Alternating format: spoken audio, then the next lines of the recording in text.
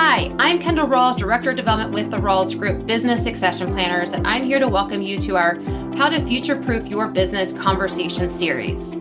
We commonly walk into family businesses that appear to be mature professional environments, but somehow they found a way to survive without basic infrastructure such as job descriptions or a shared understanding of who they are, why they serve, where the business is going, and how they treat employees and customers as an organization.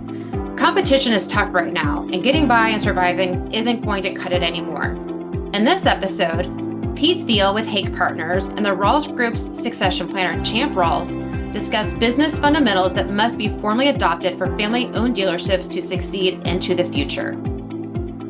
I'll start from the bottom. I think it's so esoteric if you think about it, or even stupid, but do you have job descriptions? Do people know what they're doing? Do they know how they're doing it? Do they know what they're paid for? Do you have an actual mission, vision, values? And when I say values, it's why is this person going to go buy the car from me rather than my competitor?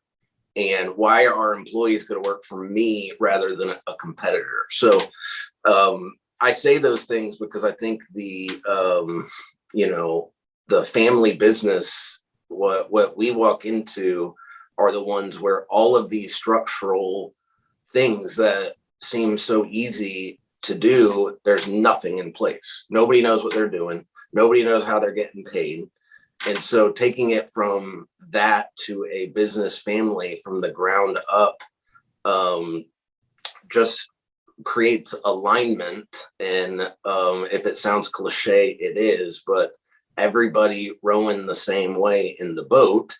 And that's what gets you from 2.5% net to sales to 5%, because people have a purpose. They know what they're doing. And at the end of the day, it turns it into a business that might have family involved, but is driven by business principles, not by, we're just going to give a job to anybody who has the same bloodline as us.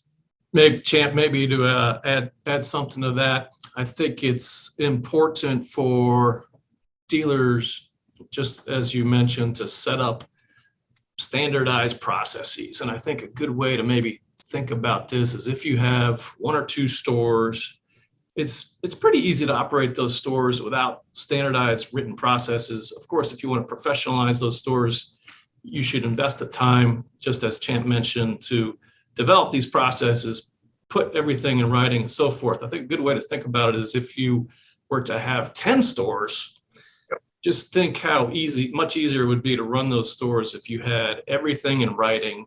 You want the F&I group to operate within this box and have each of your stores operate within this box. Now, you got to remember, this is still a very entrepreneurial business, and you want to let each store kind of do their own thing to some extent.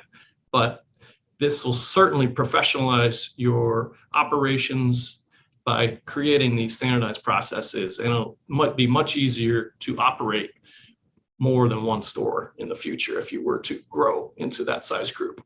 Well, and I know it's what you see. It's, going for, I think the hardest purchase that I've seen, and it's funny, but is going from 1 to how many ever next stores you've got, because it's the unknown. You've never done it before. It's new people, the manufacturer. It's like pulling teeth. And I always go, once those people who have bought that next store sit down and breathe and go, okay, let's do it again. I'm like, okay, well, just imagine going from 2 to 4 and then 4 to 8, and the problems metastasize. And if you don't have those things, you can't be everywhere at once. And I think that's the business of it, that it is, let's put these things in place so that these stores become assets that you can have 16 if you do it the right way. And it doesn't make more problems. It creates the standardized way that, we're going to do things. And that goes back to, we haven't really talked about it on here, but, the culture, what are your stores? When you walk in, what do people see? And I think that goes again back to taking it from a family business approach, which is the spectrum we're not trying to promote here, to the business family of these are non-negotiables, the way we do things. Future-proofing your business allows you to create more control over the future you envision. By proactively addressing possible, probable, and potential issues, you create many options at your fingertips. Do you have a question you want to discuss with an expert? Feel free to reach out directly to Pete or Champ at the email addresses listed on the screen.